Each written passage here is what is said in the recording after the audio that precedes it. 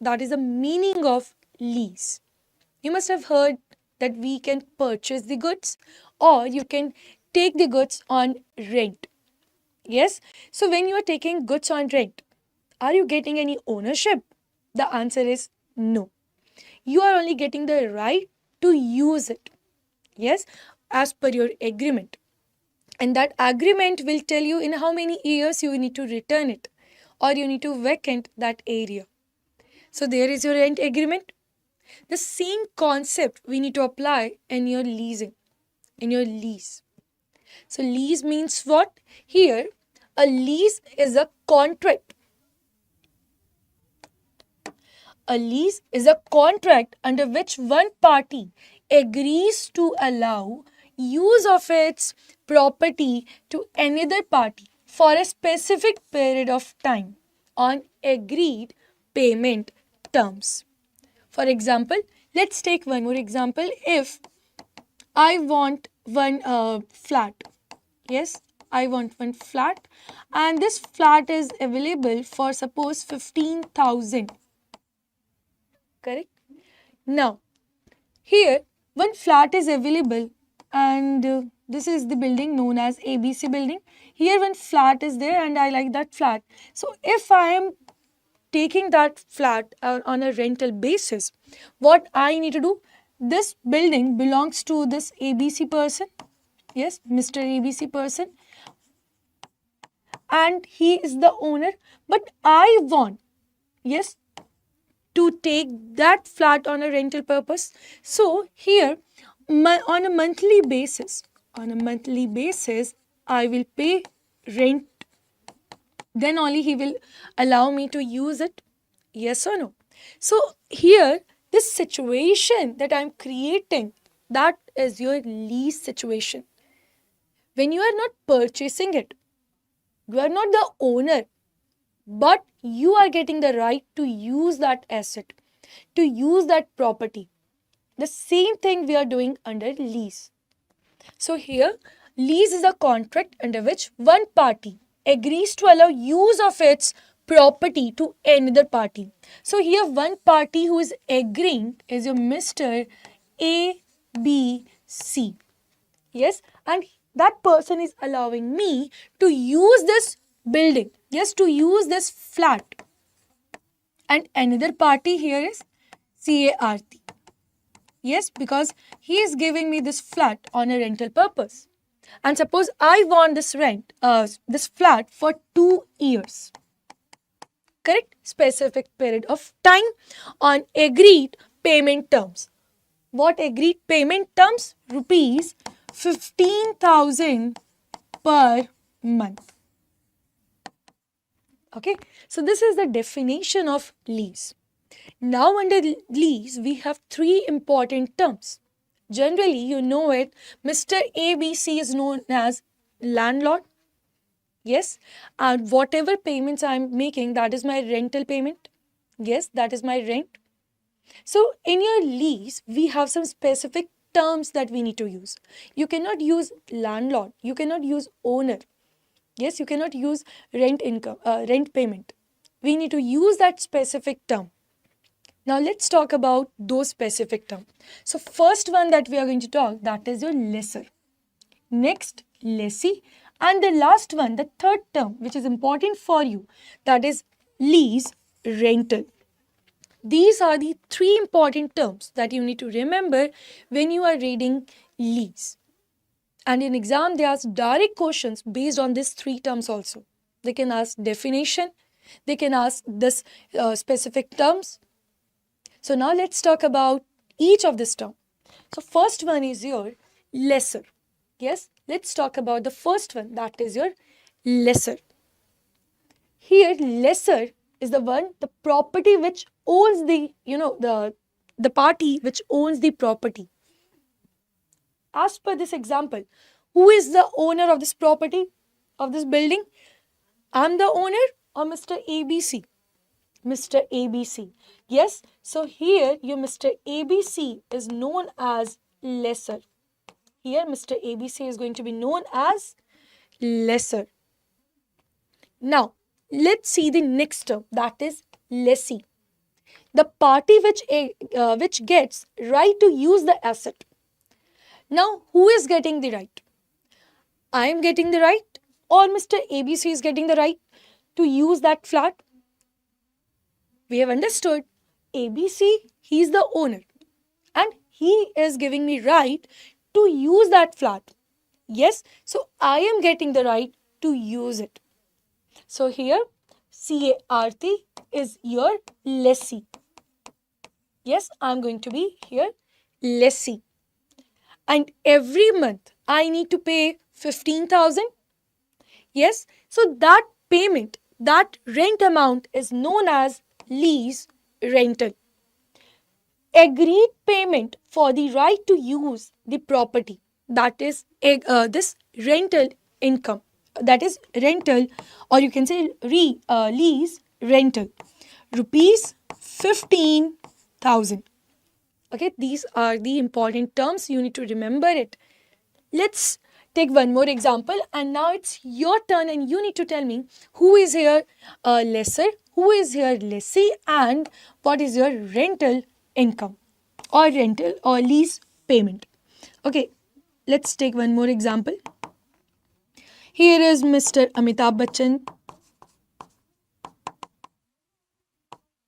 Okay, he owns one property near that Juhu beach, correct? He owns one house near that Juhu beach. Now, I want, yes, here is your CRT. Now, I want this Juhu Beach bungalow on rent. Yes, so Mr. Amitabh Bachchan, he is the owner of that. But I want that bungalow on rent. So he said, of course, you can take this, and the payment you need to make if you are using it, that is rupees, suppose 10,000. Correct? Now, it's your turn. You need to tell me who is lessor here. Lessor. Mr. Amitabh, 10,000 or CR? Tell me, who is lessor here? Very good. Mr. Amitabh. Yes, Mr. Amitabh. So, as per lessor definition, who is going to be lessor? Who owns it. Yes, or controls it. Yes, owns the property, controls the property.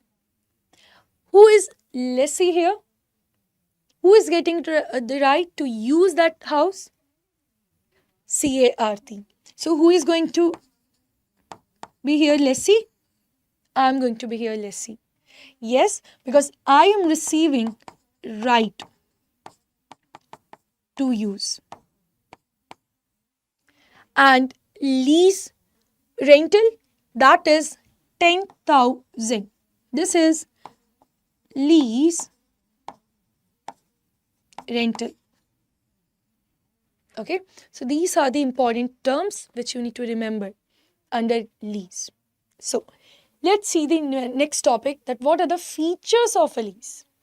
Again, first thing, that is, it is a legal binding contract containing the terms on which one party agrees to allow use of its property by another party.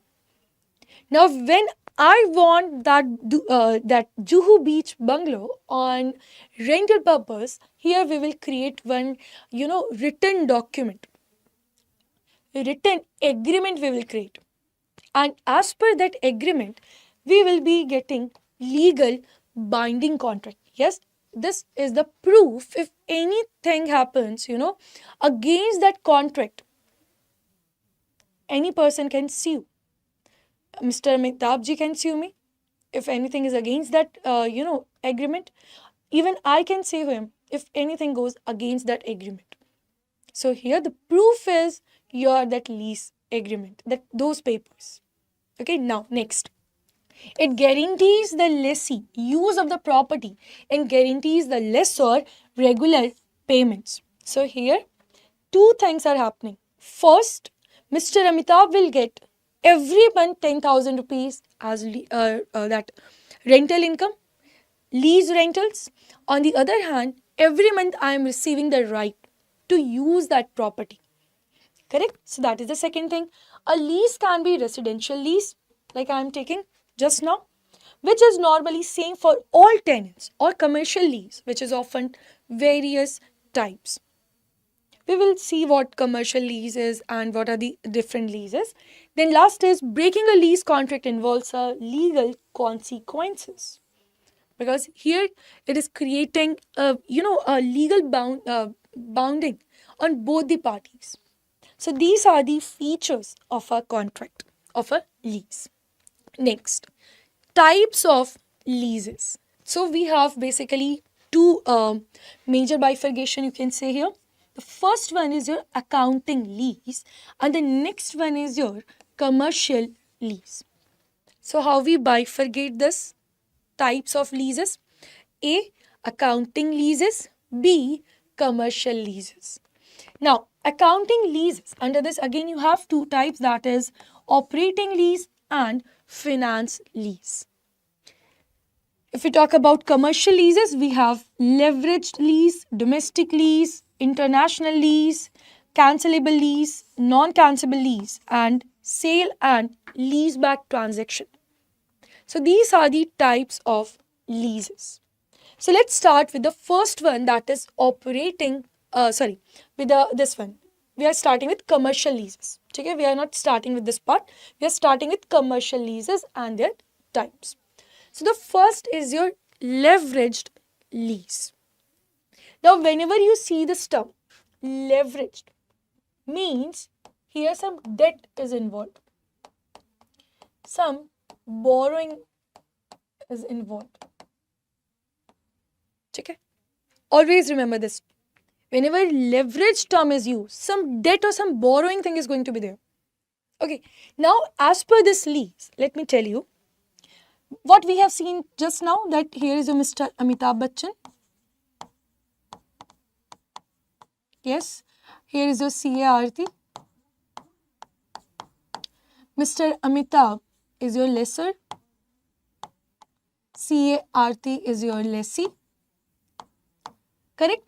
Mr. Amitabh owns one house. Correct?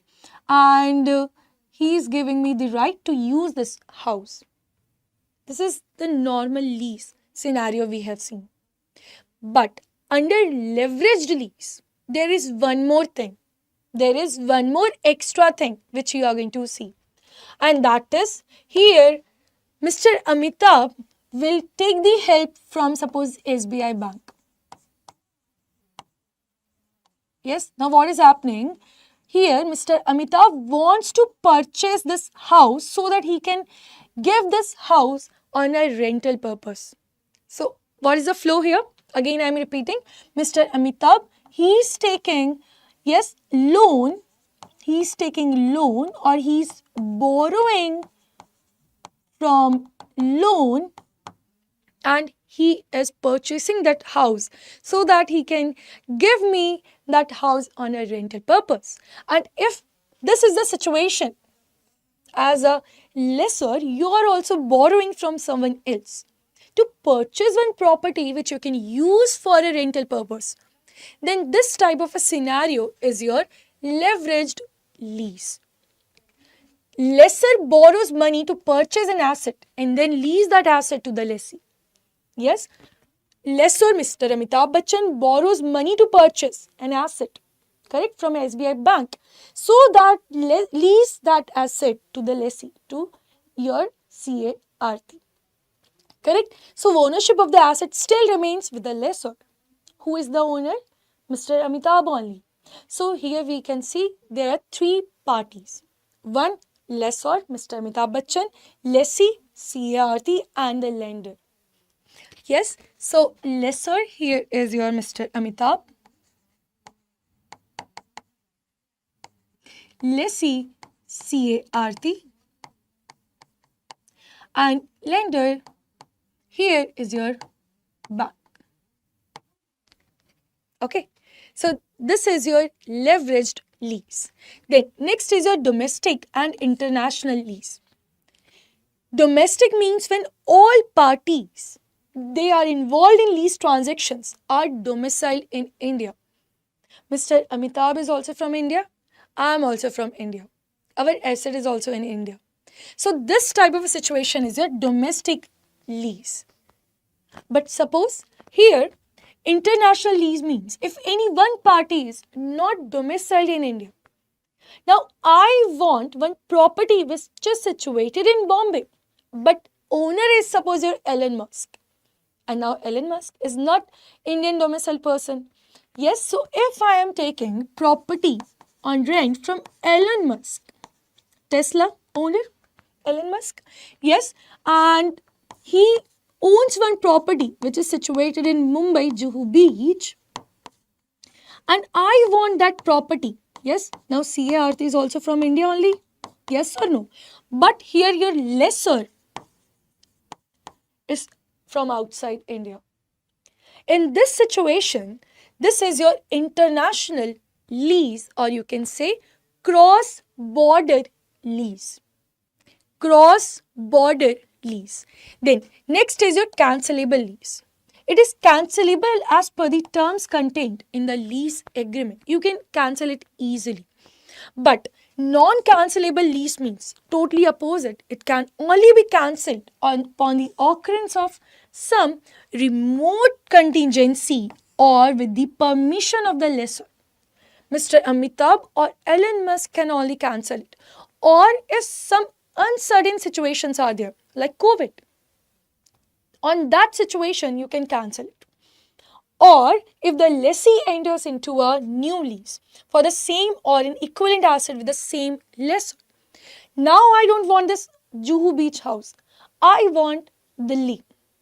Yes, one property of Mr. Amitabh or Elon Musk, they holds in Delhi. I want that property.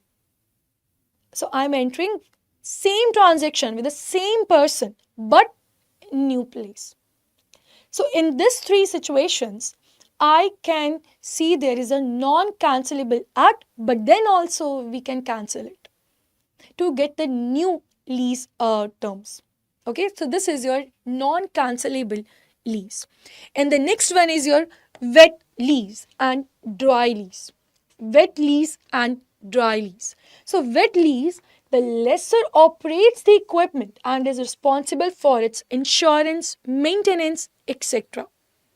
Means here, Mr. Amitabh, though he said that Miss Aarti, you can use that house, but all insurance payment, yes, repair, maintenance, all these things belongs to Mr. Amitabh only. He will take care of those things. But in case of dry lease, yes, things are going to be opposite. Here, all your insurance, maintenance, etc. Who will be responsible for these activities? Your lessee. Means under dry lease, CART means I am only going to be responsible for maintenance, repairs, everything. And in dry lease, yes, in dry lease, who is responsible? I am responsible. But in wet lease, owners are only responsible for maintenance, for insurance, for everything. So these are the few commercial leases. On the same note, we have two more types of leases based on accounting perspective. Okay, so I'm not starting this one, that is your finance lease and your operating lease. We are starting with few MCQs. Now let's understand how much we have understood till now. So let's solve one question. A lease is a contract under which A. Ownership is permanently transferred. B. Property is gifted to another party. C. One party allows use of its property to another party for a period. D. Property is sold to the lessee on EMI. So tell me, under this particular question, they're asking the definition, the meaning of lease. And as per this, correct answer is your answer C. One party allows use of its property to another party for a project. Correct? So correct answer is your answer C. Then, the party that owns the asset and gives the right to use it under a lease. Here they want to know the party who owns the asset and gives the right to use it. Yes, the owner is giving the right to be used by someone else. So the person who is giving all these things, who is the owner, that is what? Lessee, tenant, owner, lessor. Correct answer is your lessor. So you need to identify that specific term. Okay, please look for that specific term because already we have seen here. So correct answer is your answer D. You need to identify the most appropriate term. Correct answer is your answer D. Next, the periodic payment made by the lessee to the lessor is called installment, lease rental, interest, rent. Again, I am saying identify the most appropriate term. Most appropriate. Though you can say rent is also the same. No. We are solving this question based on lease. See, they are using the terms like lessee, lessor. So correct answer is your lease rental. Correct? Correct answer is your answer B.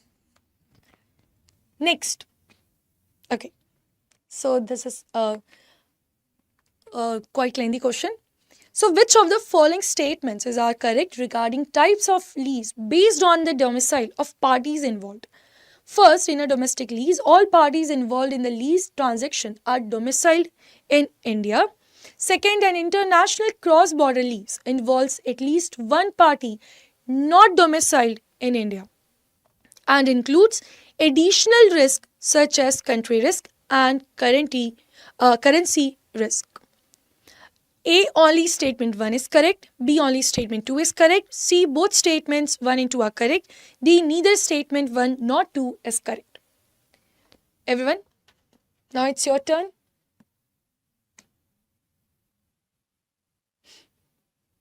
What do you think?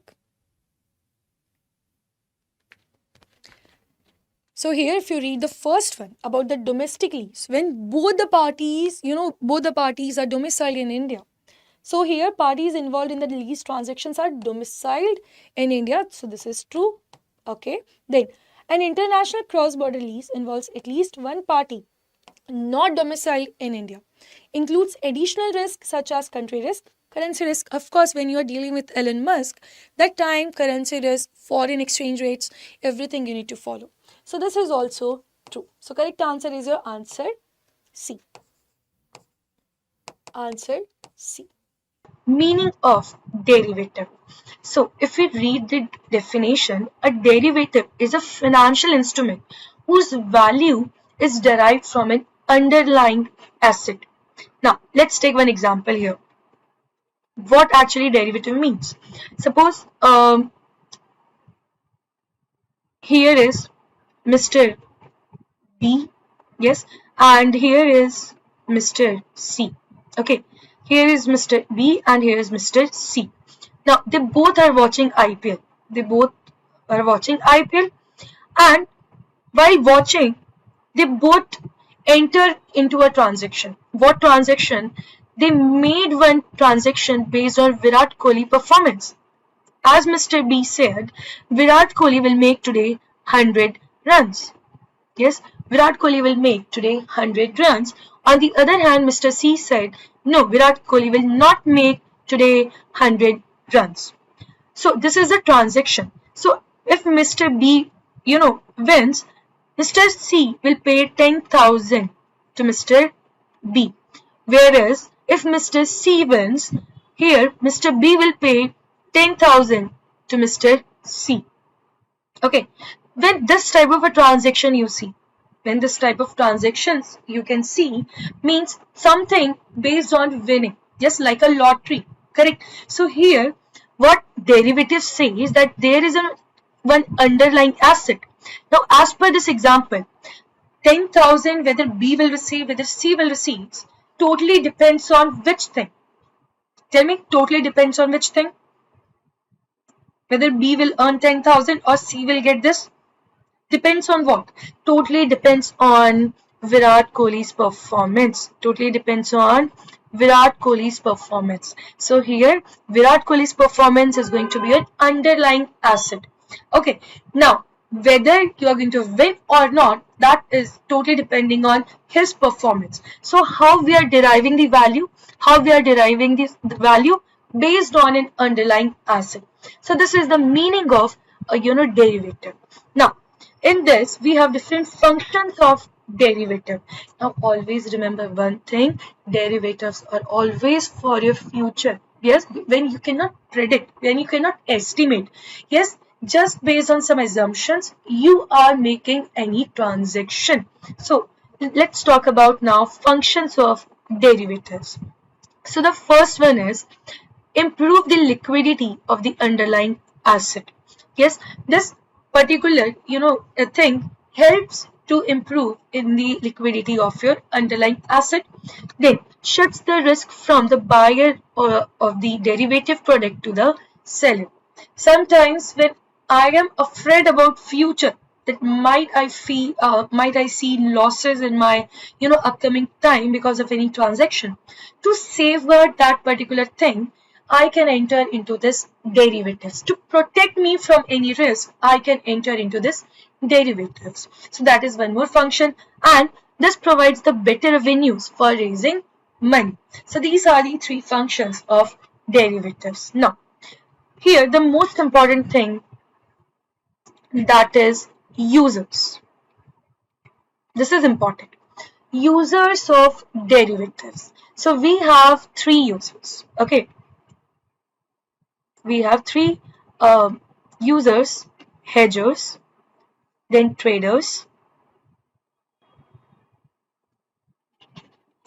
First is your hedgers, then traders, and finally speculators. Okay, so let's start with hedgers. So hedgers use derivatives to protect their assets positions from erosion in value due to adverse market price movements. Let's take one example for hedgers. Okay, so what is the meaning of hedgers? Let me explain you. Suppose I own one farmland. Okay, and in that I am actually doing farming, and after that farming I know that after 6 months, okay, after 6 months when I will be doing that harvesting, I will get paddy. Okay, I will get paddy, and I can sell those paddy into the market. But the difficulty, the problem is, if I see today's market, yes, if I see today's market, in that, if anyone is purchasing 1 kg that paddy, they are receiving 1000 rupees. Yes, if I see today's market, everyone is ready to pay for 1 kg 1000 rupees. But currently I don't have any paddy. Currently, so I am doing what? Agriculture. So here I will be doing harvesting after 6 months. So after 6 months, I will be having those paddies. So here I am having one problem, that after 6 months, if market falls from 1000 rupees, then I might face losses. Yes or no? So in today's time period, every paddy owner, they are receiving 1 kg equal to 1000 rupees. But I am going to sell this paddy after 6 months. And the fear is that in that time, after 6 months, if paddy value falls below 1000 rupees, so I will be into loss. Yes, because less than 1000 if I am going to receive, that is a loss making transaction. So because here I have paddy, yes, I have some agricultural product. Because of this agricultural product, I think I might face losses during the future. So to protect that losses into the future, I am entering into a transaction. That is what hedgers are doing. So hedgers use derivative to protect their asset. And what asset here I am protecting? Here I am protecting that paddy. Yes, that agricultural product from erosion in value due to adverse market price movements. So what adverse? That I think after 6 months the value might fall below 1000. That is the adverse situation I might face. So where I am going to enter to protect myself from that losses in today's time, that is hedges. So I am going to pick what hedges to protect my position at today's time period. So I am going to be what hedges. Okay. So here you can see fixing prices in today's time period and taking an insurance non-linear way. Either I can enter it to fix the price. Yes, I will talk to some wholesalers and I will say that I will sell these pennies after 6 months at 10,000 or whatever amount that I might feel comfortable or profitable. Yes, but if I'm not entering today and after 6 months the value fall below 1,000, then I'm going to face losses. Okay, so to protect that losses, I am going to be known as hedgers and I'm going to do hedging. What I'm going to do? I'm going to do hedging. Okay, next, traders. Now, traders are also known as your arbitrageurs. Yes, now traders of derivatives look for enhancing their income by making a two-way price for other market participants. See, traders, they are smart. They are smart, they are knowledgeable, they study. Yes, randomly they are not putting their money here and there. They study that market. That is the reason traders never see losses. Traders never see losses. If they feel that any transaction, if they feel T1 transaction is going to give them losses, immediately they will enter for T2 transaction. Yes, they always study and then they enter. So if you are smart, you are studying the market and then you are entering. Yes, so that is your traders, that is your arbitrageurs. So first your hedgers, because you hold some position. Okay, to protect that position, you are entering into a transaction, that is hedgers. Next, traders who are smart, who actually study the market and then they enter into a transaction. That is known as traders. And third one is your speculators. Yes, third one is your speculators. So they are interested. They are interested only in making quick money by taking advantage of the price movements in the market. So when you are not studying anything, just because of some news or some fluctuations when you are entering into the market, just to get immediate gain. Yes, that is not, so those people are known as speculators. So we have different users of derivatives. Number one, hedgers, then traders, then speculators. Hedgers, they actually enter into a transaction, or you can say they enter into a derivatives to protect their asset or position. Correct? So they are entering into hedging and they are known as hedgers. Second, they are smart. They study the market and then they are entering. So they are known as traders. Third, speculators. They are interested but they are not studying anything. Just randomly they are going just because of after listening any news or any gain side if they are listening.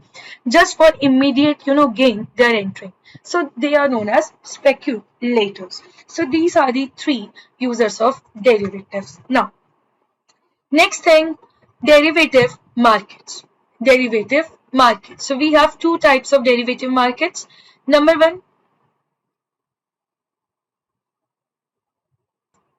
over the counter. Number one, OTC, over the counter. Next, exchange trading. Okay, next, exchange trading. So here are two types of market.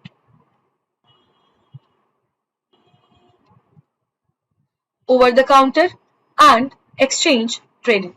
Now, over the counter means here contracts that are traded directly between two eligible parties. Yes, suppose here Mr. B and Mr. A. Oh, just now we have taken one example, now that IPL match example. Yes, so let's continue with that. So here Mr. B and C. Okay.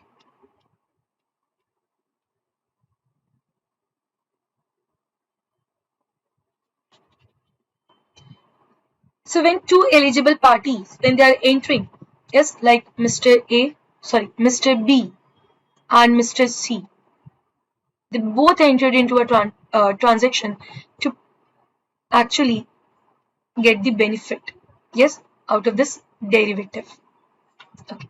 So when two parties are there, two eligible parties are there, with or without the use of intermediary and without going through an exchange.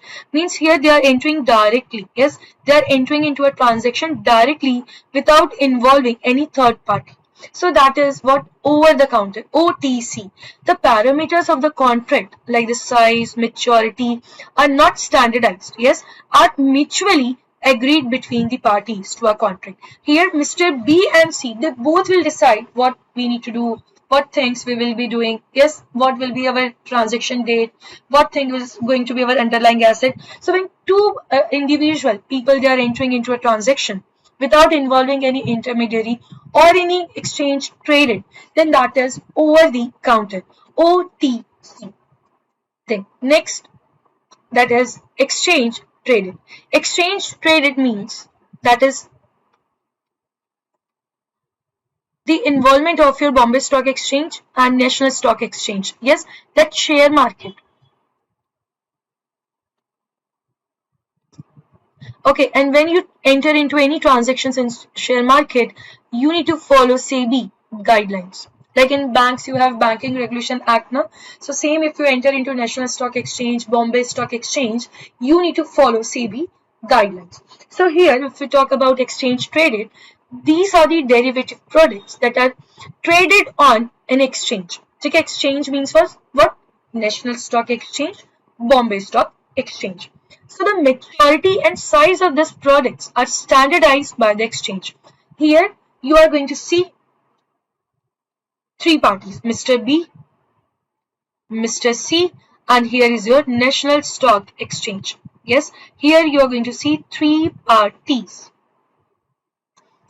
Three parties. Yes, Mr. B will enter and Mr. C, again they both will enter directly with National Stock Exchange. Okay, and these two parties are going to be unknown. Here in NSC, that is National Stock Exchange, they are going to make the transactions for the interested parties. So this is your exchange traded transactions. Here you're going to see three parties. Okay, now trade in this derivative products can be done only through a member of the exchange by paying the initial margin and maintaining variable margin account. Here everything, the agreement, everything will be handled by your National Stock Exchange, that exchange traded market. So these are the two types of derivative markets: A, over the counter; B, exchange traded. Okay, so we have completed users of derivative, hedgers, traders, speculators, and then we have completed derivative market, over the counter, exchange traded. Now, next important thing, regulators of derivatives. Regulators of derivatives. Now, when we talk about regulators of derivative, we have again two. First, RBI, second, SEBI. Yes, RBI regulates interest rate derivatives, foreign currency derivatives, credit derivatives regulated by RBI. But when you are involving stock exchange, National Stock Exchange, Bombay Stock Exchange, that time SEBI regulates stock market and FMC regulates commodities futures market. FMC means here forward markets commission has been just merged with SEBI with effect from September 28, 2015. Now we have only one regulatory body, that is your SEBI. So we have two different regulators of derivatives. Okay, again I am repeating, RBI and SEBI. We have two regulatory bodies, RBI, SEBI. Now, if we repeat it again, like derivatives market, we have two, that is over the counter, exchange traded. And if we talk about users of derivatives, we have three: hedgers, traders, speculators. Okay, and then if we talk about regulators, we have two, RBI and SEBI. So these are the two regulators of derivatives. Now, we are going to talk about different types of derivatives. What we are going to talk? We are going to cover next thing, that is types of derivatives. So the first type is your forwards. Yes, the first type we are going to see, that is forwards. Then next type we have futures. third type we have swaps, and the fourth type that we have, that is your options. So here are four types of derivatives. Let's revise it again. Forwards, futures, swaps, and options. So these are the four types of derivatives. Okay, forwards, futures, swaps, options. Now let's discuss this one by one. So the first one is your, that is forwards. So let's start with the first one, that is forwards. Forwards are your private agreement, yes, in which you have only two parties, that is party B and one party, that is your C. Yes, so this is your over the counter contract where you buy and sell in future at fixed price. Now used to avoid risk for price changes, but remember one thing, not traded on exchange rate, and commonly we use in forex. So this is your forwards. Now next type that we have, that is your futures. So like forwards, but traded on stock commodity exchanges. So same like your forwards. Okay, we have one more, futures, but this time we are going to take the help of your standardized contract, more liquid than forwards. And how we calculate future price? Spot price plus cost minus income. And this is available for currency, bonds, stock index, etc. Yes, so here you can say you are going to involve National Stock Exchange. So these are the two types of derivatives that we have just now covered. First, forwards, where there are only direct parties when they are entering into a contract. So Mr. B and Mr. C. Yes, that is your over the counter.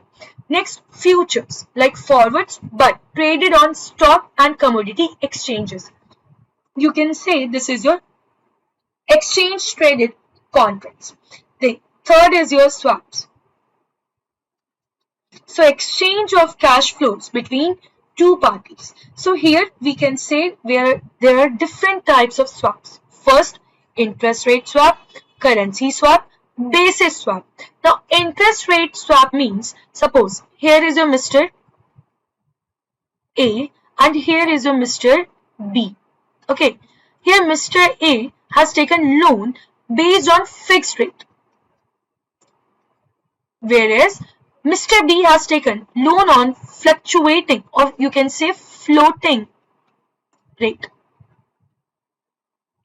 Fixed rate, floating rate. Yes, but after 6 months, suppose now Mr. A wants floating and Mr. B wants fixed. So when they're changing the rate, yes, fixed to floating, floating to fixed, if they are changing this interest rates, then that is interest rate swap. Swap means what? Exchange. Hana, like a barter system.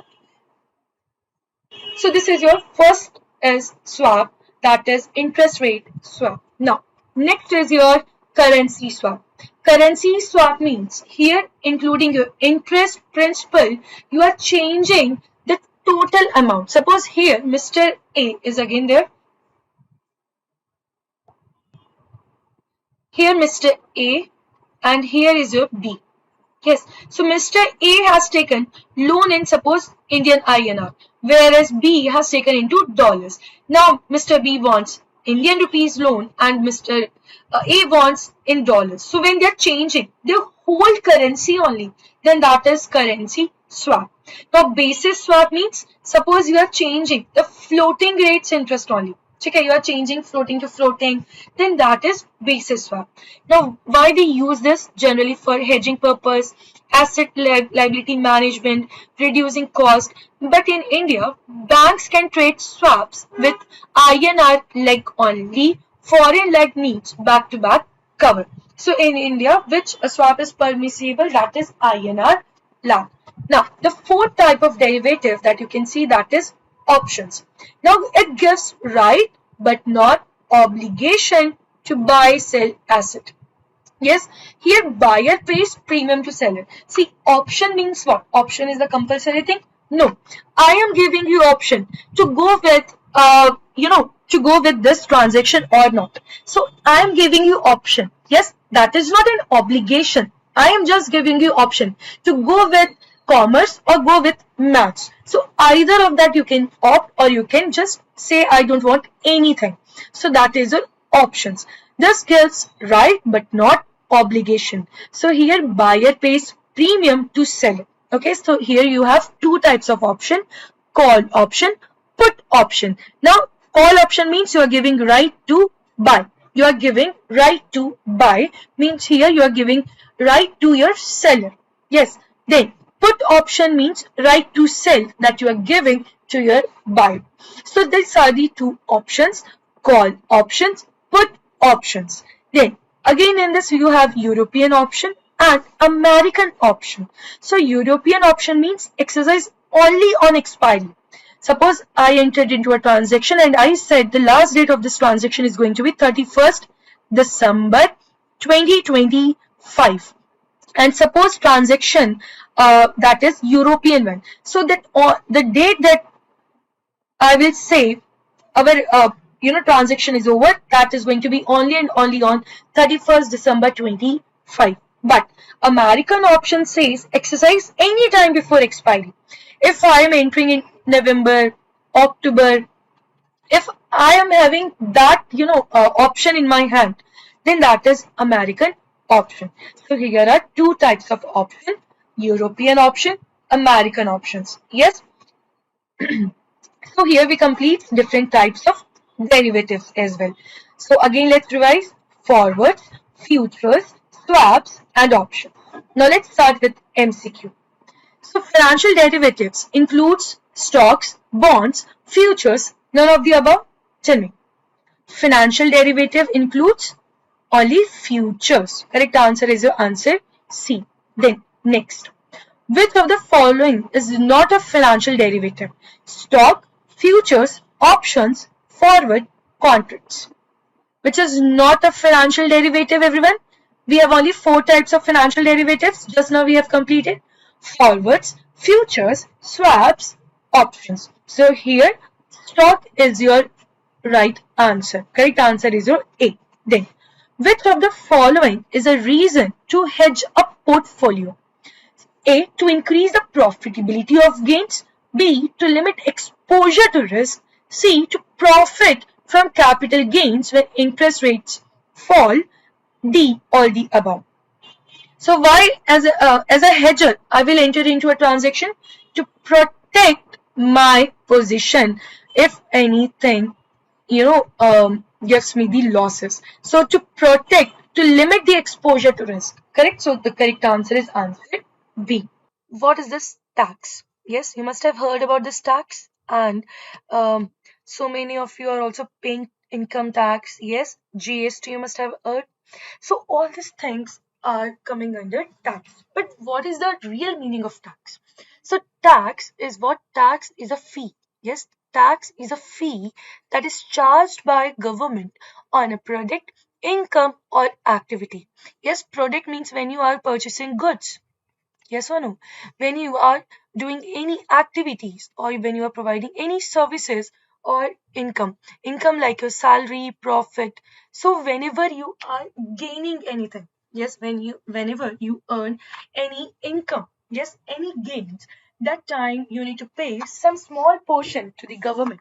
Now, why we are paying to the government? Because that is the only source of government so that they can earn revenue. See, because here government will take money, yes, in the form of taxes from individuals, yes, from your salary, from GST, and from this money they are going to do the expenditure. Yes, they are going to do expenditure. They are bringing so many schemes. Yes, they are making infrastructures. Correct? All these things then government is actually doing. So for this expenditure they require amount. Yes, they require cash. And who is giving this cash? We all are paying indirectly or directly cash to the government. Yes, so this is what tax is. Tax is a fee. Tax is a fee that charged by government, okay, on any product, income, or activity. Now we have two types of taxes. One is your direct tax and next one is your indirect taxes. First one, that is your direct tax. Direct tax, that is the tax we are going to cover in this unit. So the 29th unit is about your direct tax only. Here we are going to cover your taxation, especially that income tax, TDS, and deferred tax, which is your direct tax. Now, direct tax means when you are paying taxes directly to the government. Yes, means here as soon as you are earning salary. Yes, here you are earning salary and you are paying directly income tax return to government. So that is your that is your direct tax. That is what that is your direct tax. Means here is direct payment. Here is direct payment to the government and that is direct tax. Yes, here you are paying directly income tax return to government. Now, then what is indirect taxes? Here is your consumer. Yes, here is consumer. Now consumer pays to some middleman. Yes, there are some middlemen and then they are paying to the government. Yes, that's the difference between direct and indirect. In direct, you are paying directly taxes to the government. But under indirect, you are paying to the middleman or to any third party, and then they are paying to the government. Means directly you are not paying any taxes to the government. So this is about the meaning of tax, and these are the two types of taxes. I hope you have understood this part. Now, coming to the next part, that is especially taxation related to direct. And in direct taxes, we have income tax. Under direct tax, we need to complete Income Tax Act. Yes, through this Income Tax Act only, you are paying income tax return.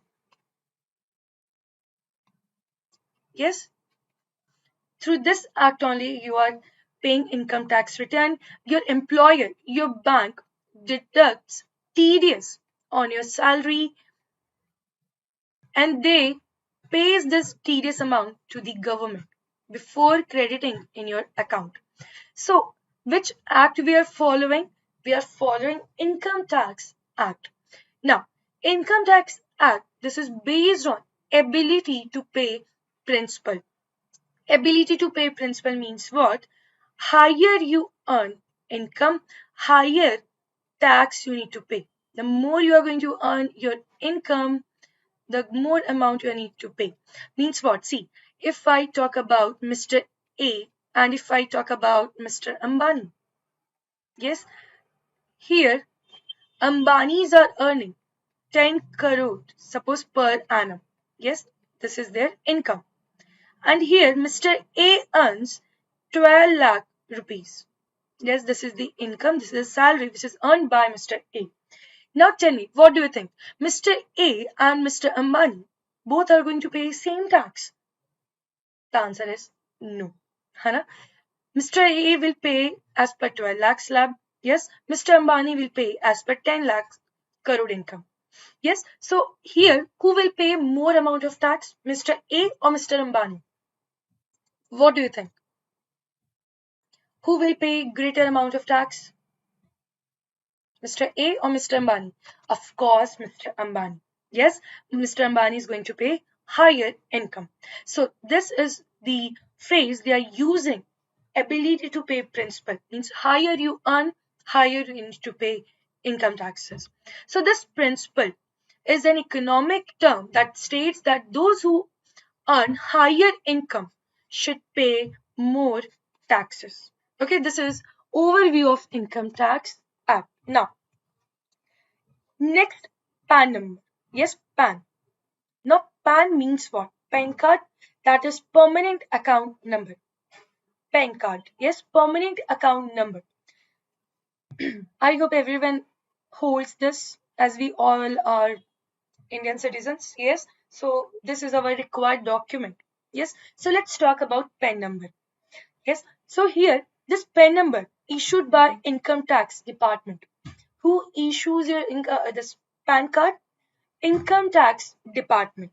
Okay, now if we talk about PAN number, that unique number. Yes, like we have Aadhaar number, correct? We have that Rasha number, then so many driving license numbers, etc. For ID proof, we use this. So here, if we talk about this PAN number, So here, this pen, that unique number, that is going to be around 10 digits. 10 digits. This is your unique pen card. Yes, this is a unique number. This is 10 digit. 10 digit alphanumeric number. Alphanumeric means, see, if I break this term, alphabets like A, B, C, D, that is what your alphabet. Numeric means number like 1, 2, 3, 4, 5. So, pen card is the combination of both the things, alpha plus here numbers. That's why this is your 10 digit alphanumeric number. And you can use this pen card across country. Yes, that is valid document which you can use in any places, whether you are using it Kanyakumari, whether you are using in Jammu Kashmir, whether you are using in Gujarat or any Assam, Meghalaya, any states. You can show this as your valid ID proof. So this is your what pen card. Now, this term is very important, and the term says that last point says mandatory to link PAN to the Aadhaar number to without fraudulent PAN cards. Now, government always says to link your PAN card with your Aadhaar card. Yes, so that if anyone is trying to do the, fraud, easily they can identify it. So these are the features and however PAN card is, that is what given in this topic. And this is very important, and they can ask for direct 1 marks or zero point 0.5 marks. Yes. So this is about pen number. So firstly, we have understood about that tax meaning. Yes. Then we have seen about income tax act. Then permanent account number. Now coming to next important point. Now this is very important. So let's start with classification of income tax payers. Now I'm starting with income tax payers. See, income, yes, that you are earning in the form of salary. Yes or no? That is your income or not? Yes, that is your income. Then read this term, tax payers. Tax payers. Payers means someone who is giving something. But what we are giving? We are giving tax. And we give tax on what? We give tax on our salary. Yes, we give tax on our salary. So this is a classification of income tax payers. Yes, taxpayers like you all are paying income tax to the government. So you all are known as income tax payers. Yes, so as individual you are paying, here companies are paying. So we all are covered under income tax payers. Whenever you pay tax on your income, on your salary, you are going to be classified under this income tax payers. So this income tax payers given under the section 2 of the Tax Act. So here we have different types of taxpayers. Okay, like if I take one example,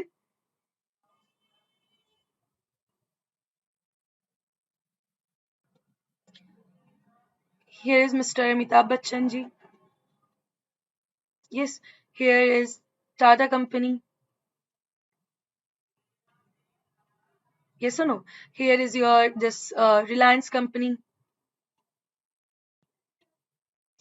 Here is Mr.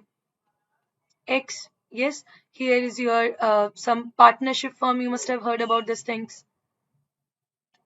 Yes or no? So whenever these type of taxpayers, yes, this type of different taxpayers are there, they all are paying tax. Yes or no? They all need to submit tax. But can we say they all are natural human beings? Can we classify under just one head? Can we say that they all are natural human beings? The answer is no. You cannot say this. This all are your what natural human beings. So if these taxpayers are not just one natural human beings, then how to classify it? Because government, when they are receiving the tax, they want to know which type of a taxpayer you are. Yes, companies are paying in a different tax rate, and as an individual you are paying in a different tax rate. So let's talk about one by one. So under section 2 of the Income Tax Act, first classification is given as an individual. As an individual. Yes, individual means natural human being. You all are natural human beings. Includes unsound mind. Yes, so here if we talk about Mr. Yes, Amitabh, Shahrukh, SRK, Virat Kohli, yes, etc. You are also earning. So you all are classified as an individual. You all are classified as natural human being. Okay, now next classification is your HUF, that is Hindu Undivided Family. HUF. So if you're from Hindu family or if you're from Jain and Sikh family, then you are automatically, you can create this HUF. Now this is HUF, that is Hindu Undivided Family, given under Hindu law. So here HUF is a family which consists of all person lineally descendant from common ancestor. Your great grandfather, your father, then your upcoming generation, they all can form under this HUF. Like family businesses, yes, they can form this HUF, and this is created automatically. Yes, this is created automatically. There is no requirement to pay any special fees like when you are forming companies. Yes, there is no requirement to pay to go under that. Anyone, if you are from Hindu family, if you're from Jain family, if you are from Sikh families, you can easily create this HUF. So this is your second type of a taxpayer. First type of a taxpayer, that is an individual. Next type of a taxpayer, that is HUF. Now coming to next type of a taxpayer, that is company. Company. Now company can be your Tata company. Yes, company can be your Tata company.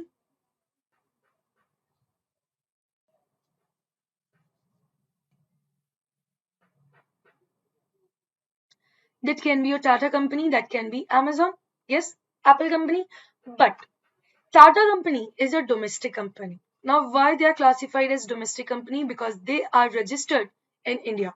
They incorporated their business in India. And if any company which incorporates their business in India, they are known as domestic company. Like Reliance, yes, SBI, all these are covered under domestic. But if you registered outside India, yes, you started your business, you incorporated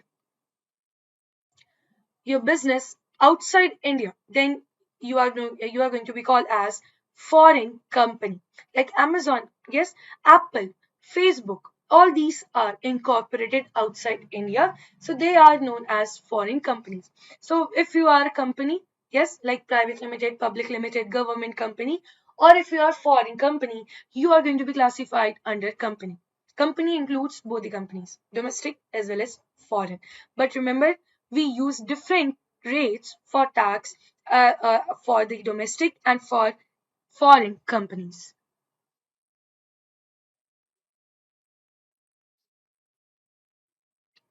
Yes. Next, that is a firm and LLP. Next type of a classification, next type of a taxpayer is your firm and LLP. Limited liability partnership firm, partnership firms. Yes, so here under Income Tax Act and GST, firm is separate legal entity. Under partnership law, it is not a legal entity. But remember, LLP is a body corporate. LLP is a body corporate formed and incorporated as per Limited Liability Partnership Act 2008.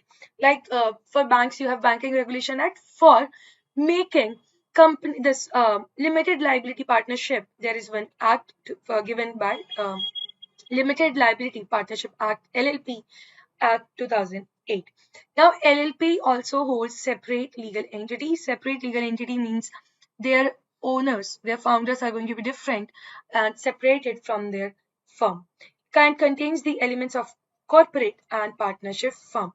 Like law, if we see advocates, they are opening this firms. They cannot open company. Yes, chartered accountants, they cannot open companies. They are allowed to open only this firms. So this is about LLP and firms. Now, all firms and LLPs are taxed at flat rate of 30%. Yes, flat rate of 30%. So this is about income tax payers. And we have seen individuals, HUF second number, third number company, fourth number firm and LLP. Then we have fifth number, sorry, that is association of persons or body of individuals. So association of persons means like here is your individual, company, HUF, yes, firm, LLP. When you can see different types of taxpayers are coming together, you are going to be known as AOP. On the other hand, we have one more term that is body of individual. So body of individual means when individuals are coming together, like Mr. Amitabh, Virat, Mr. X, Y, Mr. A, B, C, when individual persons are coming together, when you are forming one group, then that is known as body of individuals. So whether that is incorporated or not, yes, whether that is incorporated or not, their objective is going to be to earn income, profit, or gains. So these are the different, different types of taxpayers. Just now we have seen. Let's revise it again. We have started with individual. Then next we have seen about HUF. Yes, after that we have seen company, firm and LLP, AOP, BOI. After that, we have one more classification, that is a sixth type of a classification, that is local authority. So local authority includes your municipalities, panchayats, etc. Okay, which is a sixth type of a classification, local authority, in which we include municipalities and panchayats. And the last one, that is your AJP, artificial judicial person. So if you are not falling in above 6 taxpayers category, you can use this category as AJP. When entities are not covered any of the above category, then they are included in the definition of AJP. So only these type of 7 types of taxpayers we have. Let's revise it again. First, individual, HUF, company, firm, LLP, AOP, BOI. Sixth one, local authority, and the last one is AJP. If you are not falling under any of the above categories, you can use AJP to submit your income tax return. So these are the different types of taxpayers, and these are very important from exam point of view. So let's solve few questions based on this. First question: who is responsible for determining the applicable tax rate and calculating the tax payable income tax in India? Taxpayer, income tax department, chartered accountant, all of the above. Who's saying that this tax you need to charge? On this income, you need to pay tax. Who is giving all these things? This is given by income tax department. Yes, here taxpayers are following income tax department. Chartered accountants are also following them. Yes, so that's why D is not your correct answer. Correct answer is your answer B. Next.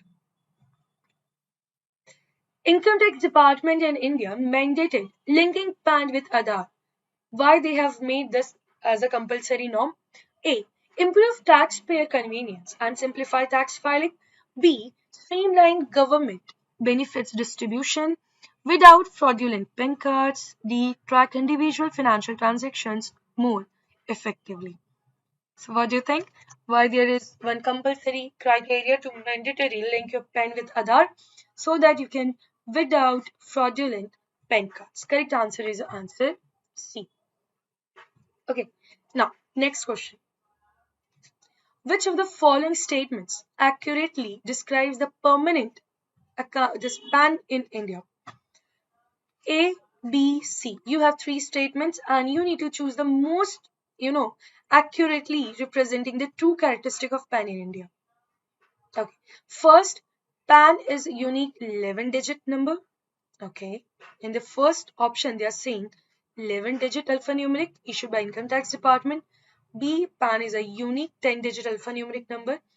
C, PAN is unique identifier issued by Income Tax Department, but it changes if you move to different state or update your name. So if you are changing, or like in your banks also, if you are relocating, you need to issue or you need to apply for a new pen. No. Hana, so C is not your answer. What about A and B? C is not your answer. Tell me. A, again, A is your wrong answer. Yes, A is your wrong answer because they are saying 11 digit. We don't have 11 digit, we have 10 digit. That's why correct answer is only and only answer B. Working capital. Yes. Now, capital means what? Capital means fund requirement. Yes, this is funds. So, in your organization, or if we talk about any entity, yes, so we require funds for two things, correct? For running, yes, for day-to-day activities also you can say, and for purchasing of long-term assets, yes, for purchasing of fixed assets, yes, for example, land, building, machinery, equipment, yes or no? All these things are required for your long-term time period. Now, in this particular unit, we are going to talk about this side.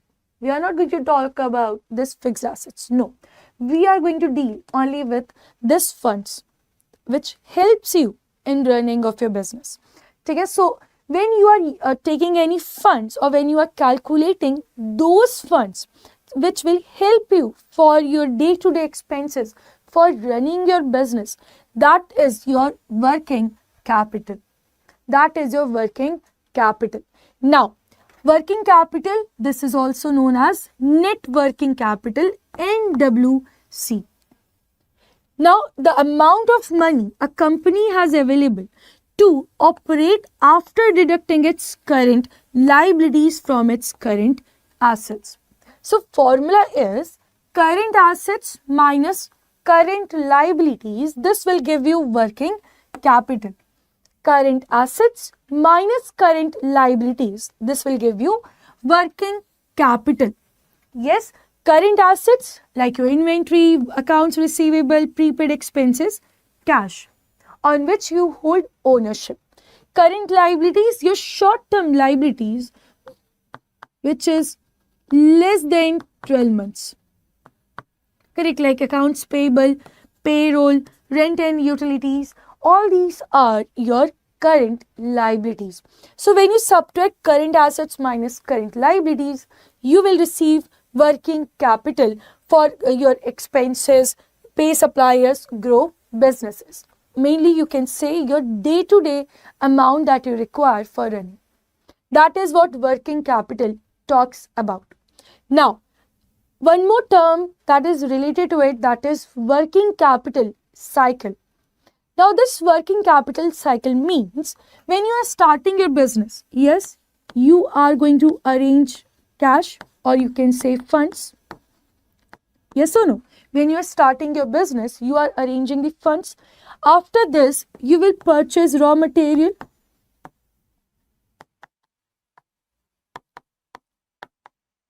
Now, after this raw material, you will do processing. Yes, so that you can convert this into finished goods.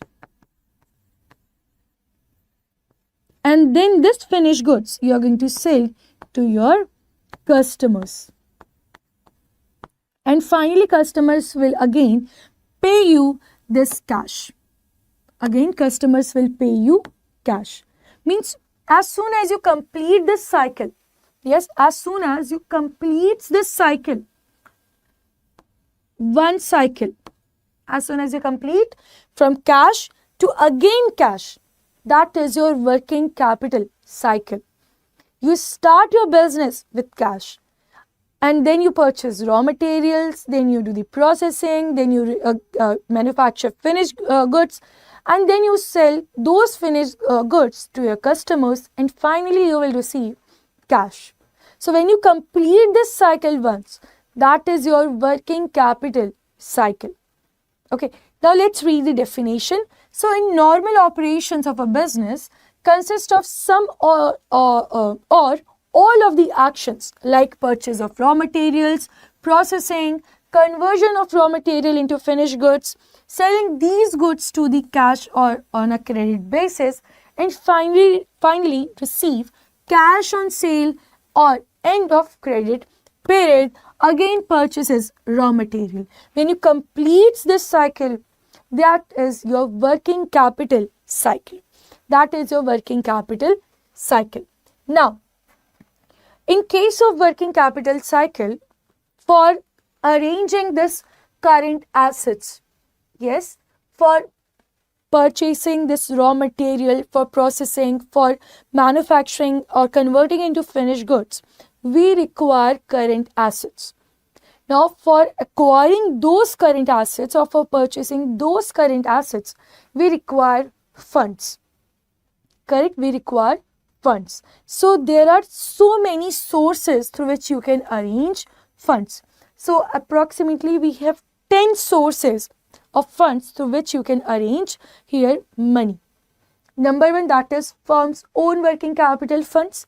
Number two, accruals, trade credit, working capital advance by commercial banks and financial institutions, public deposits, intercorporate deposits, rights, debentures for working capital, commercial paper, and then factoring and forfeiting. So these are the different sources through which you can acquire, purchase current assets.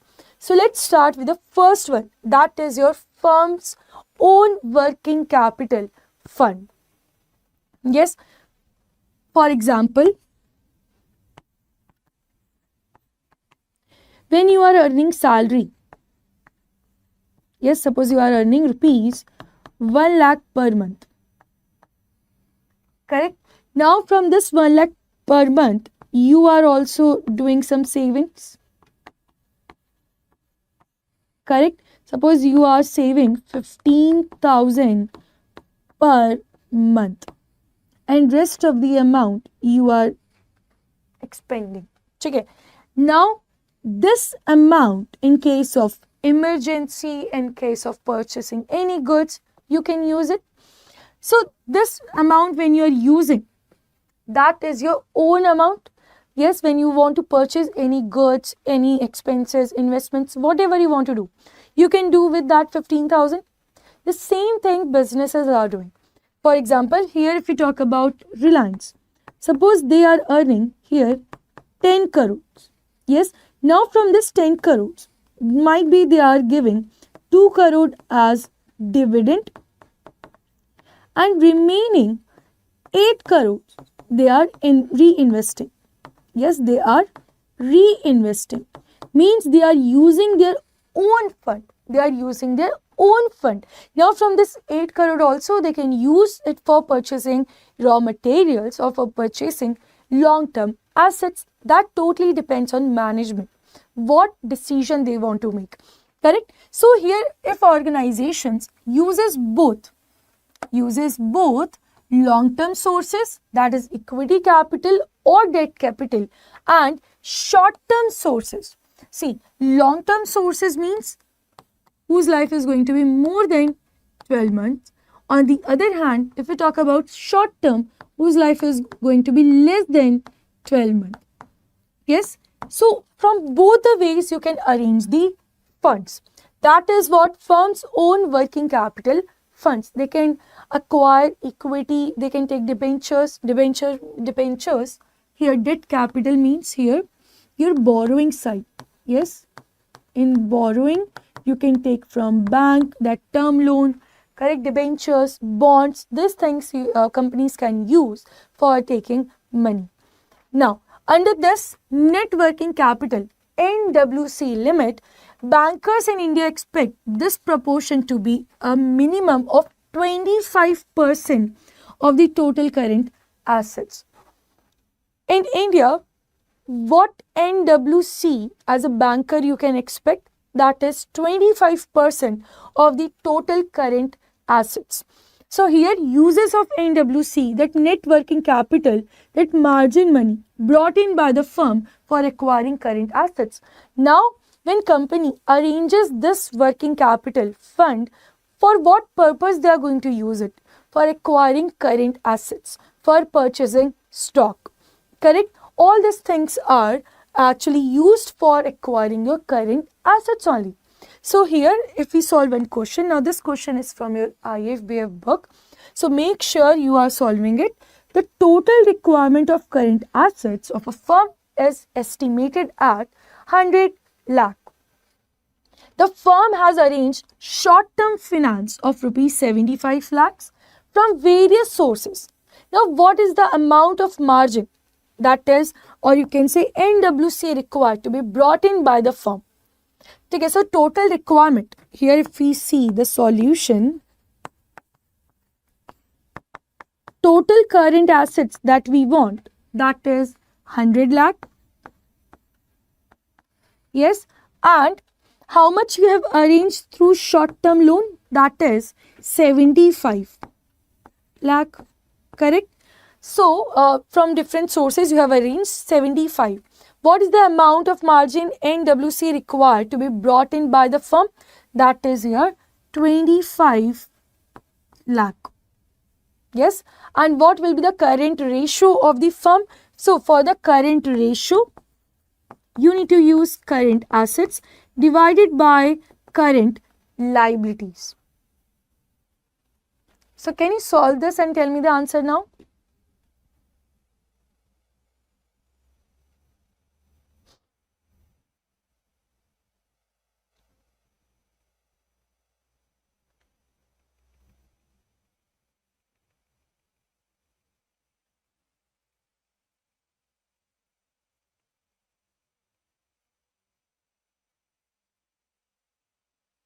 So, current assets already given here, that is 100 lakh divided by 75. So, if you solve this, 100 divided by 75, so your current ratio is going to be 1.33.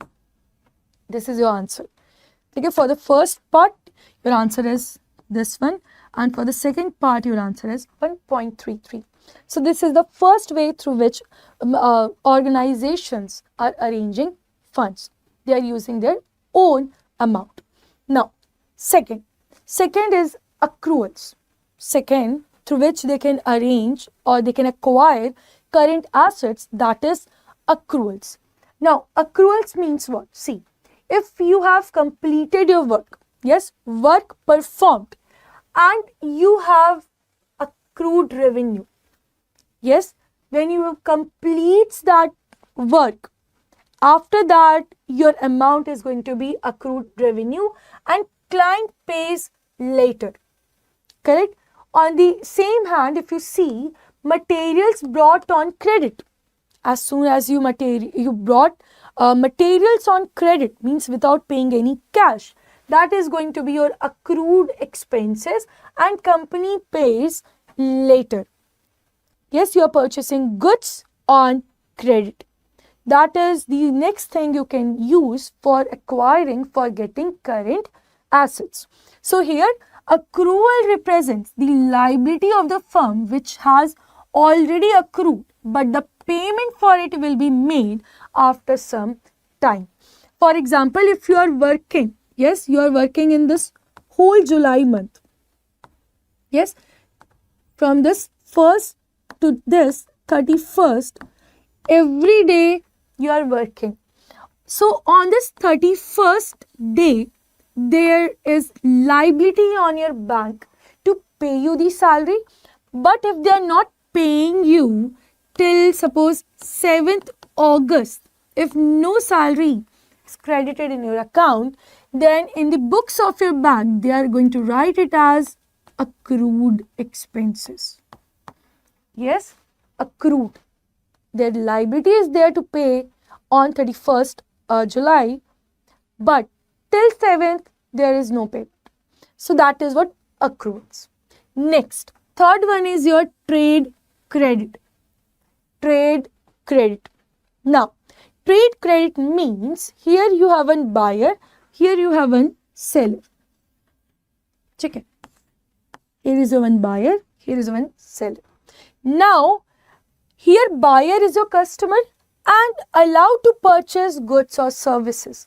Here buyer purchases goods or takes the services without paying money upfront. Means suppose if I am purchasing this calculator from you, I am not paying any credit right now. Check, I'm not paying any cash. I am just purchasing this asset. And you are saying, okay, you can pay after 30 days. You can pay after 45 days. So that's the normal credit time you are giving to your each and every customer.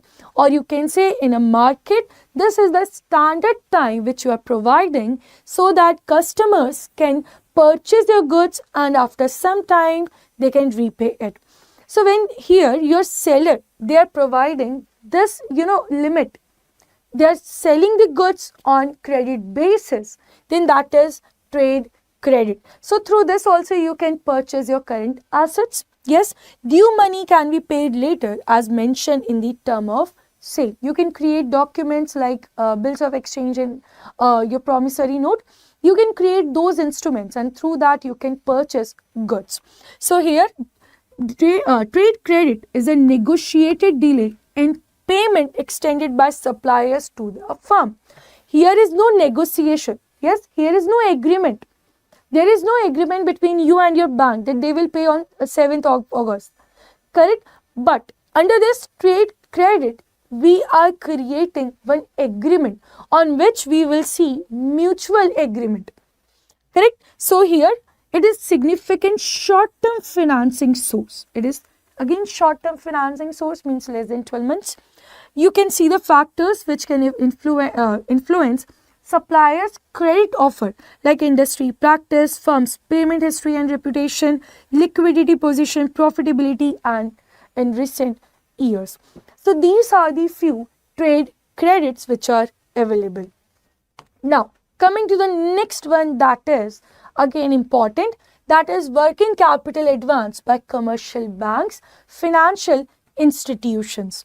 Yes, so like types of working capital facilities you can see like fund-based facilities, cash credit, overdraft, loans, bills purchase and discounting in which bank is giving you cash. Okay, bank is supporting through cash. On the other hand, we have one more facility that is non-fund based facilities.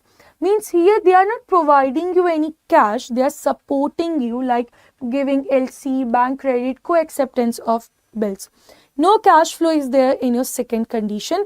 Second condition is your non-fund based facilities. Now here who provides it? Mainly we talk about commercial banks and financial institutions only in exceptional cases. Majority of the times all this short-term working capital is provided by the banks, and in some cases you can get this from your financial institutions also. Then regulation of working capital finance. Earlier RBI prescribed norms for inventory and receivables. Earlier RBI used to provide guidelines, but now deregulated it and banks have freedom to access and sanction limits using their own judgment. Now bank to bank that will differ. Yes, now RBI gave the right to actually to the banks that if their judgment is okay after checking everything, if they feel so, they can give the amount. So this is about the fourth one, that is fourth type of source of finance, that is your working capital advance by commercial banks and financial institutions. Now let's see the next one, that is your public deposits. Now public deposits means a firm can raise funds through public deposits, but remember if you are a private company you cannot raise anything from the public. Yes, so if you are raising from the public means here you have received the right and you are a public limited to finance its requirement of current assets. Interest rate of the deposit is not regulated by RBI. Again, who will decide what interest rate they are going to pay to the public if they are borrowing from the public? Totally depends on the management. Then depends on firm's financial stability, reputation, prevailing market conditions. And here this 2013 companies that provides how you can borrow from the public. This is your fifth way through which you can arrange funds to acquire current assets. Now, next one is your intercorporate deposits. Means what? Here is your Reliance Industry. Now they are taking funds from Tata. Yes, Reliance wants fund, so they will take from Tata. That is what intercorporate deposits. Now this is again short-term deposits, and mainly this is from 3 and 6 months. Yes, this is from you can say, or up to 6 months, accepted by a company from another company. Reliance this accepted from Tata, this short-term funds that can be 3 months fund or 6 month fund. Now, features are you can procure procedures simple, but regulations regarding such deposits are not strict. And here interest rate is also not fixed, because again companies, their management, they are going to decide what interest rate they are going to charge. So this is your next type of source through which you can arrange funds for your current asset, that is your intercorporate deposits. Most of times you have seen this type of a bills. Yes, and on that bill you must have paid some CGST and SGST kind of things. Yes, but when to pay this type of taxes and who is calculating this? Yes, and what is the meaning of this CGST, SGST? Sometimes you must have seen about IGST. So what all these things are, we will be talking about these things under this particular unit only. But before that, let's talk about GST, and before that also, let's talk about indirect taxes. So in your previous session, we have seen that when we talk about taxes, that is a fee. Yes, if anyone asks you about what is the meaning of tax, that is fee. Yes or no? Which is charged by government. This is a fee amount which is charged by government. Now, when we talk about the fees, this divides into two different types of fee through which government collects the amount. Yes, that is your direct and indirect. Direct, under that we have covered income tax. Now today we are going to cover indirect taxes. That is your GST. So indirect taxes are the taxes which can be shifted from one person to another entity. Yes, like you can see here, if here is your this wholesaler. Yes, wholesaler will supply goods to the shopkeeper, and shopkeeper will supply goods to consumer. Now ultimately when this consumer, that person is paying, that person is only responsible for paying the tax. Yes, where if we talk about shopkeepers, if we talk about wholesalers, if we talk about manufacturers, they all are getting refund. Yes, they all are getting refund about the taxes they have already paid. But as an individual, we are only paying the tax. We are not getting any benefit. Yes, so that is what, that is indirect taxes. You can shift your burden to your next person. That is what indirect tax talks about. Now, next thing, that is your GST. So under this goods and service tax, earlier we under this indirect taxes, earlier we used to have so many different types of taxes, correct? Like your service, VAT, SAN-VAT, octroi.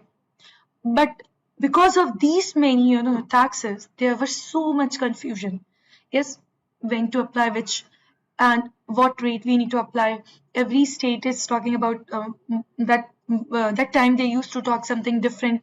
So that was very difficult as a layman person, for individuals, for companies, for everyone. Those type of taxes were different.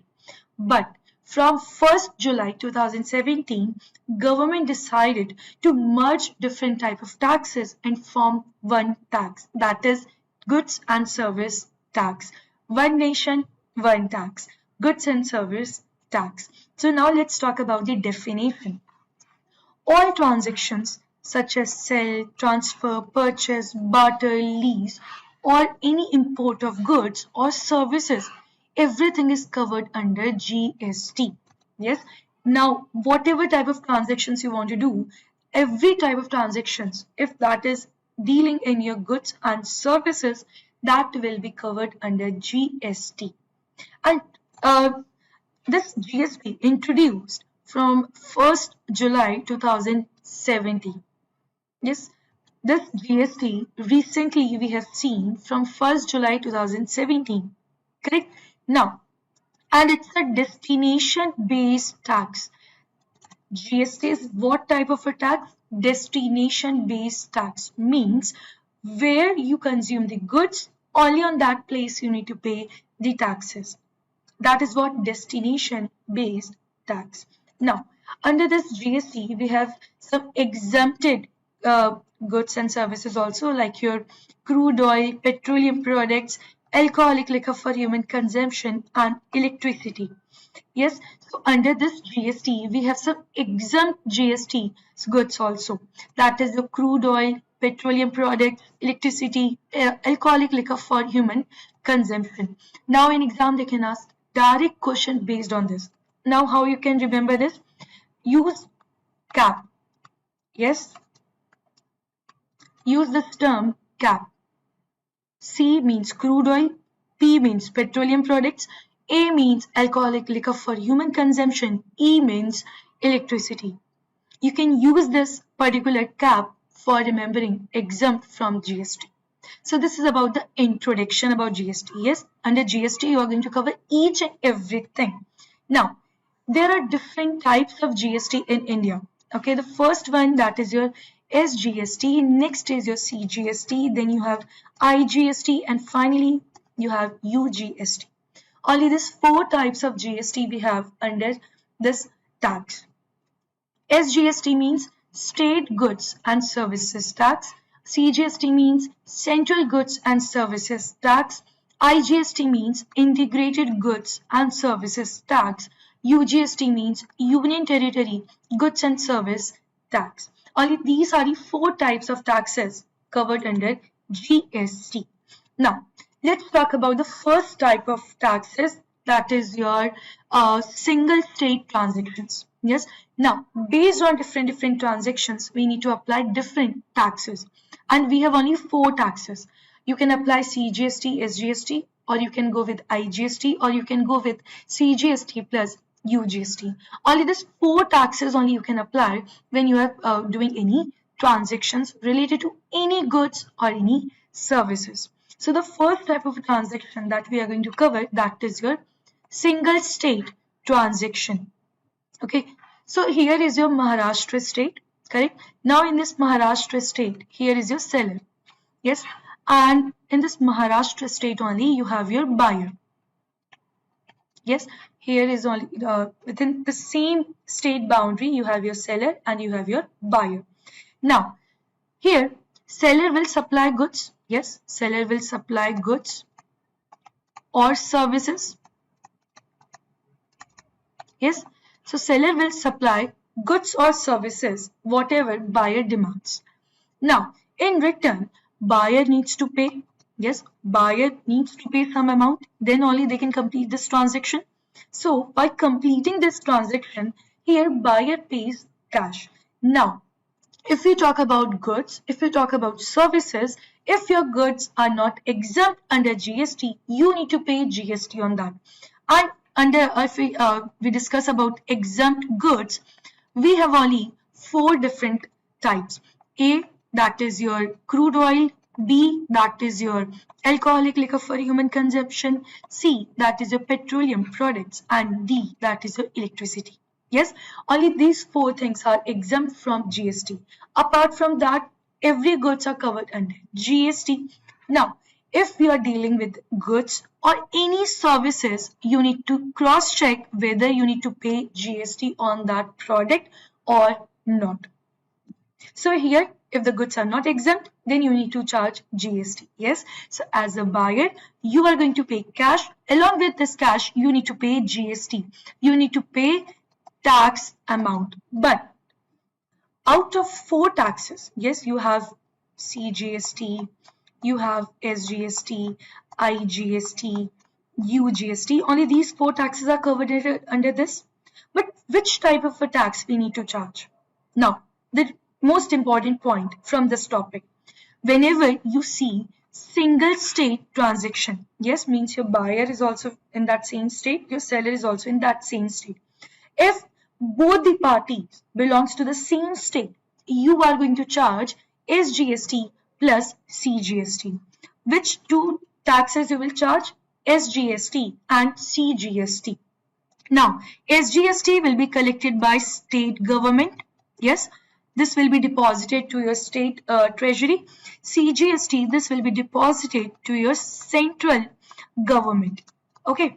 So remember one point, whenever you have same state transactions, in that you are going to charge two types of taxes under GST, SGST and CGST. Correct? So this is your first type of a transaction. Now what if you are purchasing from any other state? Yes, so now let's talk about it. Suppose your seller, yes, that is again from Maharashtra only, and now this time buyer is from Gujarat. Okay, so here seller again supplies goods or services.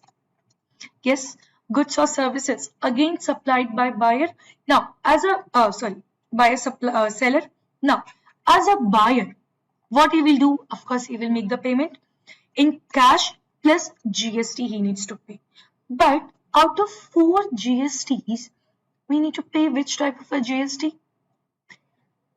This is not your same state transaction. Yes, this is not your same state transaction. You cannot say your buyer is also from this Maharashtra, your seller is also from Maharashtra. Can you see that? The answer is no. So are you going to charge CGST plus SGST? Again, answer is no, because we know that condition when we need to charge CGST plus SGST. Correct. Now, in this case, when you have two different states, means when your goods are crossing state boundaries, at that time you are going to charge only and only IGST. Here, under this situation, you will charge IGST. Yes, IGST whenever your goods are crossing state boundaries. Listen to me very carefully what I am saying. Whenever your goods are crossing state boundaries, you are going to charge one type of a tax under GST, and that is IGST. Okay, now earlier we have seen about 4 types of taxes. Yes, we have already discussed that we have 4 types of taxes: CGST, SGST, IGST. Okay, CGST and SGST you are going to charge when there is same state transaction. IGST when you cross state boundary. Okay, so when we need to charge the 4th one, that is UGST, related to some union territory and goods. So now let's talk about it. Okay, so the 4th one, that is the UGST. UGST is applicable for union territories only, and we have only 5 types of union territories given under your GST. Okay, remember under your GST you have only 5 types of union territories. First, Andaman and Nicobar Island. Second, Lakshadweep. Third, Dadra Nagar Haveli and Daman and Diu. Fourth, Ladakh and Chandigarh. Only these 5 types of union territories are given under your GST. See, this is given under GST Act. Okay, so we need to follow that act only. You cannot say that in your geography you have read something else, in your income tax you have read something else. You cannot do that. Okay, please remember, whatever your act says, whatever your specific act says, you need to follow always that. So, under your union territories, you have 5 different states: Andaman and Nicobar Island, Lakshadweep, Dadra Nagar Haveli and Daman and Diu, then Ladakh, and finally Chandigarh. So, whenever you see there is any, union territories are involved, means what? See, let's take again one example. Here is a seller. Here is your buyer. Yes. Now, here seller is from Ladakh. Buyer is also from Ladakh. Okay. So here seller supplies goods or services. Okay, and here buyer will pay cash plus GST. But while paying GST, yes, you will see UGST plus CGST. Okay, because here when you see both the sides, Ladakh means transaction is same state transaction. So here you will charge UGST for that particular union territory, and half of the amount you will supply to your central government. Remember this point. Always when there is a same state or same union and territory transactions, you need to charge CGST on both the cases. Yes, only when you are crossing the boundaries, any state boundaries, whenever you are crossing, you are going to charge only and only IGST. Okay, so in case seller is also from Ladakh, buyer is also from Ladakh, means same state, no boundary, no crossing of that. Yes, so here you will charge UGST plus CGST. Now, one doubt might arise to you that what if here, suppose there is your Ladakh, yes, and here is your Chandigarh.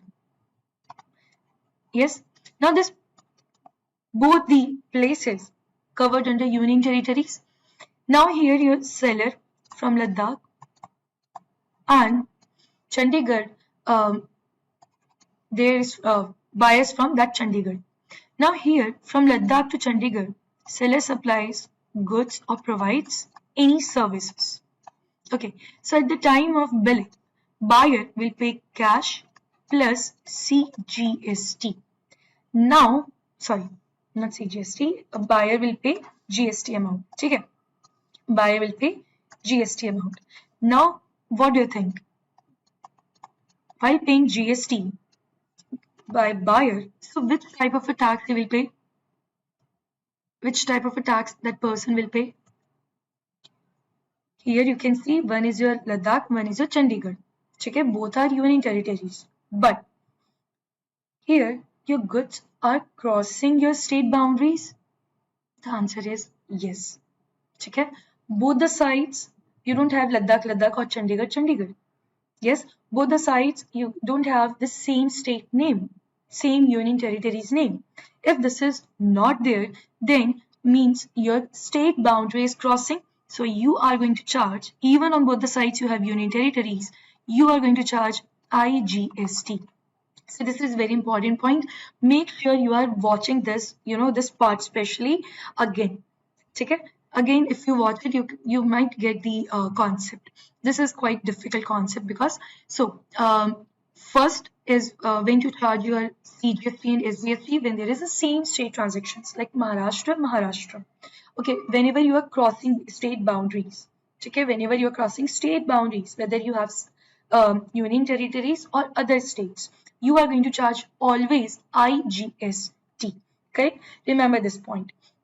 So this is about the 4 types of GSTs which are actually covered under your GST. Now, we have some threshold limit given under your GST.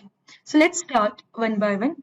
So here, if you talk about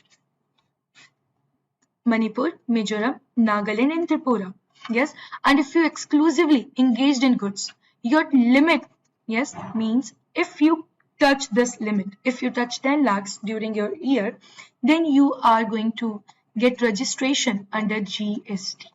This threshold limit is for what? This threshold limit is for GST registration. Yes, GST number, please take GST number. Yes, so this threshold limit is for GST registration, that if you touch this 10 lakhs, if you are totally engaged in your goods, or if you're providing goods plus services, then also 10 lakhs. Yes, and which states are having this limit? Manipur, Mizoram, Nagaland, Tripura. MMNT. Yes, like we have makemytrip.com, like that you can remember, because these places are very beautiful now. So if you are making your plan, if you want to see the 7 sisters, then what you will use? Make My Trip. So through that we have created MMNT, Manipur, Mizoram, Nagaland, Tripura. Then if we talk about next 6 states like Arunachal Pradesh, Meghalaya, Puducherry, Telangana, Uttarakhand, Sikkim. Yes, if you are falling, if you are actually doing your business in this 6 states, totally engaged in goods, your limit is going to 20 lakhs. Yes, if goods plus services, 20 lakhs. Okay, means below this limit, if you're selling 19, 18, 17 lakhs during financial year, no requirement to take GST registration. If you're touching 20 lakhs, then for sure you need to take GST registration. So this is about next 6 states. Now, rest of states, if we talk about all other Indian states and union territories. Okay, your limit, if you are totally engaged in goods, if you're totally engaged in goods, your limit is going to be 40 lakhs. Remember, totally engaged in goods plus same state transaction. If you are doing business within same state, plus you are selling only goods, your limit is going to be 40 lakhs. But if you are selling goods plus services, you are selling goods plus services, or if you are also doing interstate, means you are crossing state boundaries, that time your limit is going to be 20 lakhs. Okay, so this is about your GST threshold limit. Okay, so this is very important and you need to remember this point. Now, we have one GST council. Yes, like for advocates, they have their bar council. Yes, for state, we have state governments. For same, when we talk about GST, we have one GST department. Now, who are actually covered under this GST department and what they are doing? So here we are calling them GST Council, and now it is a governing body which includes Union Finance Minister, Ministry of State, and State Finance Minister. Now they are responsible for what? They are responsible for main decision making, recommendations on issues like amount that to be charged, exempt from GST and GST rates. So here GST Council, who are covered under this governing body, Union Finance Minister, yes, then Ministry of States and State Finance Minister. They all will be the part of this GST Council. Now they are responsible for what? They are responsible for decision making and for making recommendations for what? For amount that to be charged under this GST, rates, yes, like you have 6%, 12%, yes or no? So which rate? Exempt goods that we have seen as cap.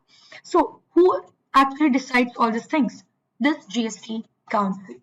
Okay, then finally we have this differentiation between direct tax and indirect taxes. So under this direct taxes, we have covered your income tax. Under indirect taxes, we have covered your GST. Okay. So if we talk about income tax, here you are going to cover incomes and profits.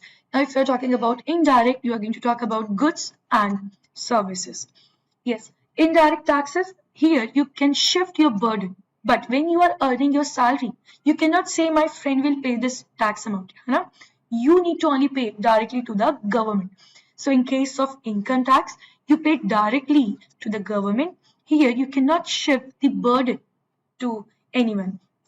And in case of indirect taxes, we have intermediaries. Yes, and final burden is on your consumers. We all are, actually paying for GST. Then tax evasion chances are higher. Yes, under your income tax. Then in case of GST, you have less chances of tax evasion. And final difference, that is your direct taxes is a type of progressive tax. Higher you earn in your income, you need to pay higher taxes. Higher you earn your income, higher taxes you need to pay. But in case of regressive tax, whether you earn, whether you are not earning, even that small child when they are purchasing chocolates, snacks or anything, they are paying GST. Yes, so this indirect tax, GST, is a kind of regressive tax. Everyone needs to pay it, whether you earn, whether you are not earning. But under direct tax, if you are earning above that limit, yes, only that time you are going to pay direct taxes. So this is about GST. Let's solve few questions based on this. GST is levied on which of the following transactions? A, this is A, sale and transfer of goods and services, import of goods or services, lease of all goods and services. Under GST, we are covering all of the above. Correct answer is your answer D. Okay, then next. Which one of the following items are not in the GST regime? Alcoholic liquor for human consumption, banking services, insurance premium, transport services. So, not covered, that is your cap.